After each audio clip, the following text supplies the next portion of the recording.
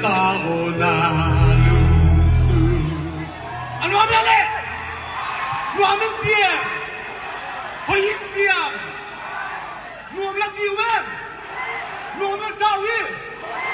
Nuamla sawamo. I like the tribal unity, man. After all, we are all tribals, right?